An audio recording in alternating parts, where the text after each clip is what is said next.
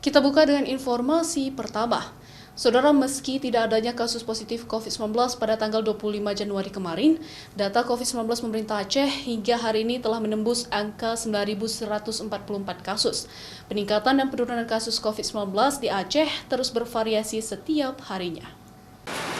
Data COVID-19 pemerintah Aceh hingga kemarin kasus positif COVID di Aceh mencapai angka 9.144 kasus. Dalam perawatan 1.017 kasus, telah dinyatakan sembuh berjumlah 7.753 kasus, serta kasus meninggal berjumlah 374 kasus. Ikatan Dokter Indonesia Wilayah Aceh mengakui bahwa peningkatan dan penurunan kasus COVID-19 di Aceh memang bervariasi. Bisa saja sehari tidak adanya kasus positif, namun 2 hari setelahnya bisa mencapai puluhan kasus baru. Oleh karena itu, masyarakat diminta untuk tetap waspada dan tetap terapkan prokes.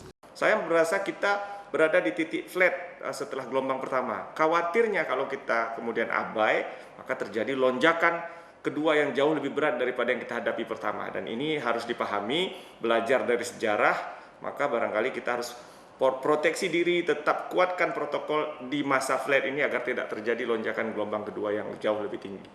Di Aceh sendiri, dari 23 kabupaten kota di Aceh, Banda Aceh masih menjadi kota tertinggi kasus COVID-19 dengan jumlah kasus mencapai 2.440 kasus, serta Aceh Besar yang memiliki jumlah kasus positif sebanyak 1.574 kasus.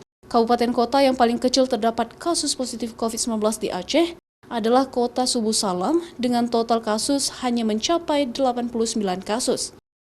Syahril, Kompas TV, Banda Aceh.